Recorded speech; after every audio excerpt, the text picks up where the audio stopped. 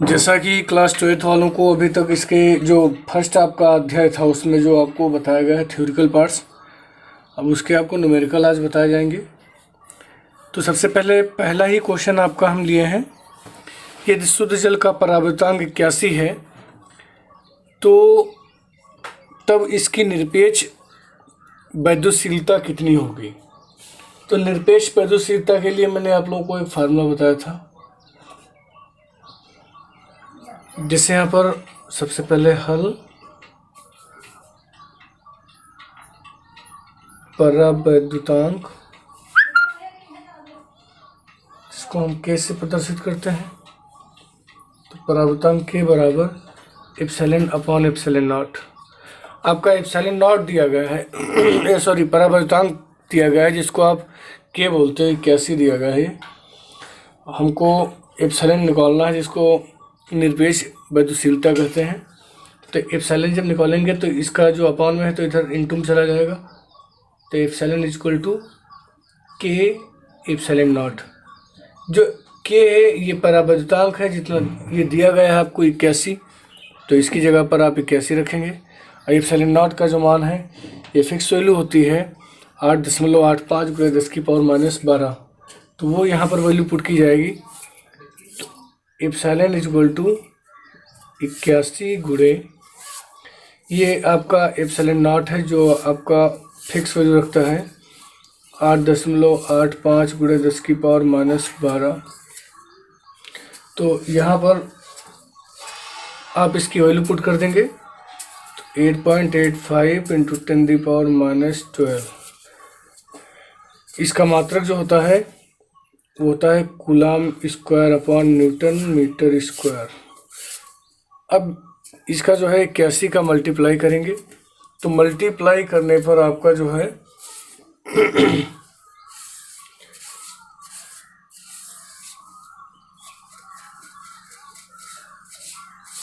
अब ये आपका आ गया 7170। आपका इसका मल्टीप्लाई करने पर आएगा, और ये 2 अंकों बाद दशमलव है तो यहाँ से 2 अंकों बाद दशमलव लगाएंगे, और फिर गुणे 10 की पावर आपकी -12 दी गई है तो -12 लिखेंगे। फिर एप्सिलॉन इज इक्वल टू, अब इसको हम इधर भेज देंगे। हमने क्या बताया था, जो एंटी क्लॉकवाइज चलेंगे तो इसकी पावर जो है प्लस में होती है। तो यहाँ पर एक बीच में नंबर है तो यहाँ पर आपका प्लस की 1 पावर पड़ जाएगी, कि आपका हो गया 7.2 × 10 की पावर -11। अब इसका मात्रक जो है उसी के मात्रक पे डिपेंड करता है, तो इसका भी मात्रक हो जाएगा कूलाम स्क्वायर बटे न्यूटन मीटर स्क्वायर। ये आपका आंसर कंप्लीट हो गया पहला। नेक्स्ट क्वेश्चन आपका है 5 × 10 की पावर -8 कूलाम बिंदु आवेश से किसी दूरी पर वैद्युत क्षेत्र की तीव्रता 450 वोल्ट बटे मीटर होगी। तो आपको वैद्युत क्षेत्र की तीव्रता का मात्रक ऑलरेडी हम आपको बता चुके हैं, इसका न्यूटन अपॉन कूलाम भी होता है या वोल्ट अपॉन मीटर भी होता है। तो इसमें कोई आप मतलब घबराइएगा नहीं कि यहाँ पर वोल्ट अपॉन मीटर दिया गया है तो प्रॉब्लम क्रिएट करेगा, कोई प्रॉब्लम नहीं, बिल्कुल सेम वही है प्रोसीजर। अब आपका यहाँ पर देखना है आवेश कितना दिया गया है। तो आवेश दिया गया है, पहले आवेश की बात करते हैं तो Q = 5 × 10⁻8 कूलम। अब दूरी हमको फाइंड करना है, जिसको स्मॉल r से हम प्रदर्शित करेंगे।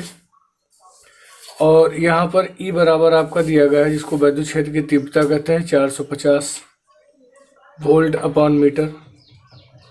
हमको R फाइंड करना है, तो आपका फार्मूला क्या होता है, E = 1/4πε0 Q/r²। हमको R फाइंड करना, तो ये अपॉन में इधर आएगा, इंटू में, इंटू में है तो इधर अपॉन में चला आएगा। तो इसको आप लिख सकते हो R² = 1/4πε0 और Q/E। अब यहाँ पर हम इसकी वैल्यू पुट कर देंगे। वैल्यू पुट करने पर देखिए R² = इसका मान आपको पता ही है, वैद्युत नियतांक है 1/4πε0 का मान जो होता है 9.0 × 10⁻9। ये आपका न्यूटन मीटर स्क्वायर बटे कूलम स्क्वायर होता है। इसका जो है फिक्स है। अब यहाँ पर आप देखेंगे तो यहाँ पर वॉल्यूम पुट करेंगे तो ये हो जाएगा 9 गुणे 10 की पावर 9, कूलाम कितना है 5 गुणे 10 की पावर -8 और बटे ई की वैल्यू है 450।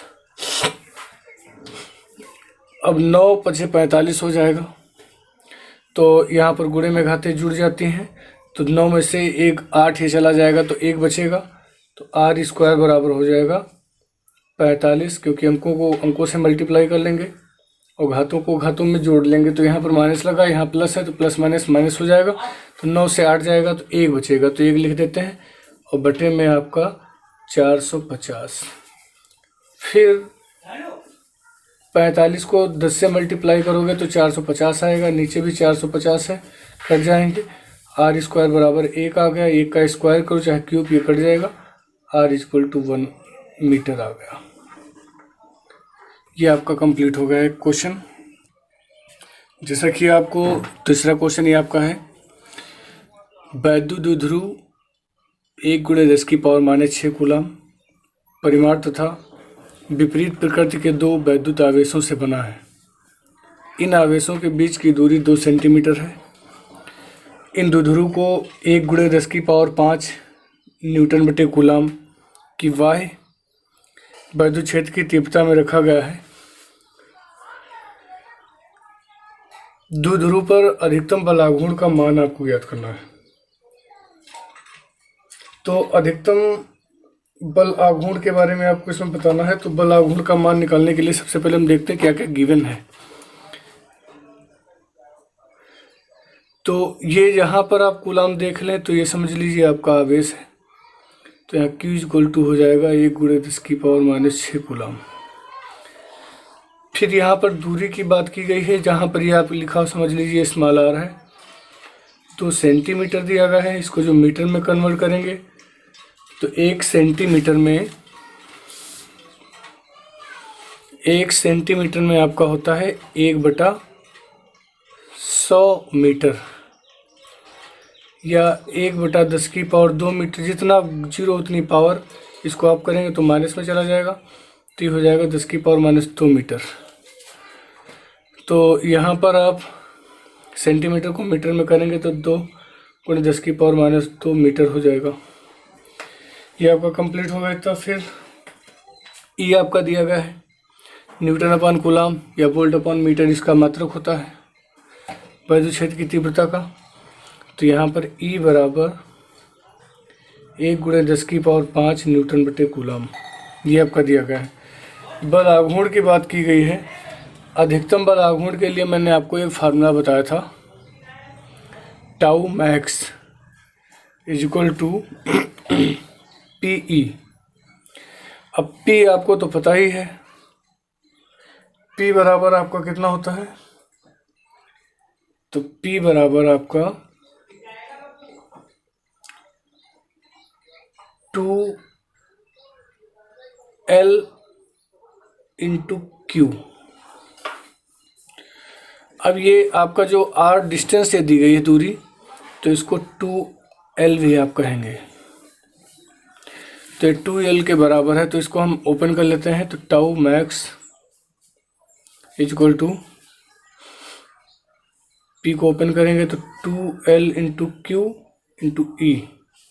अब यहाँ पर वॉल्यूम की पुट कर दो, तो मैक्स = 2L की जगह पर आप रखेंगे 2 गुणे 10 की पावर -2 मीटर, फिर गुणे Q दिया गया आपका 10 की पावर -6, E दिया गया 10 की पावर 5, तो 6 2 8 हो गया, 8 से 5 जाएंगे, कितना बचेगा,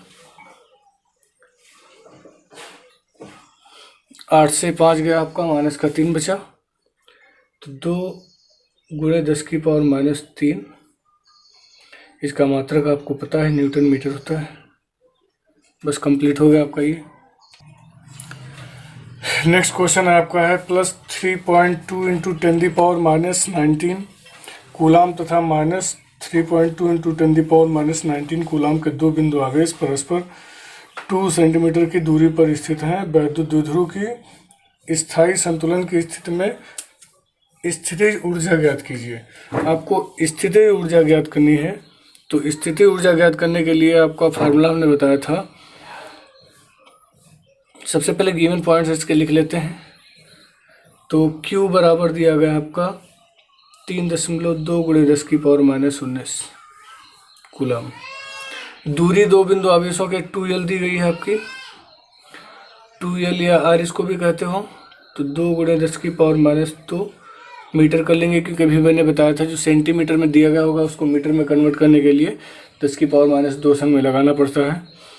अब इसके बाद आपको सबसे पहले ऐसी ऊर्जा ज्ञात करनी है। तो स्थितिज ऊर्जा का फार्मूला क्या होता है? स्थितिज ऊर्जा को U से प्रदर्शित करते हैं, कैपिटल U बराबर होता है -PE। अब P आपको तो पता है वैद्युत द्विध्रुव आघूर्ण का ये फार्मूला होता है। तो P बराबर 2L × Q। तो इसको ओपन कर लेंगे, 2L × Q × E। अब E यहाँ पर आपका E 10 की पावर वैद्युत द्विध्रुव की स्थायी संतुलन की स्थिति में है।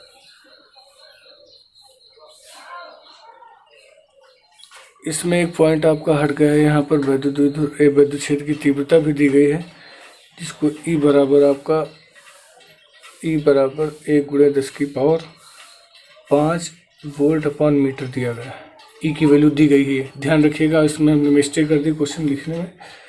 तो वैद्युत द्विध्रुव का ये आपका दिया गया है वैद्युत क्षेत्र, इसको वैद्युत क्षेत्र की तीव्रता कहेंगे या वैद्युत क्षेत्र भी कह सकते हो। तो E दिया गया है आपका, तो यहाँ पर हम E उतार लेंगे। E बराबर 1 × 10⁵ वोल्ट/मीटर। अब वैल्यू पुट कर देते हैं।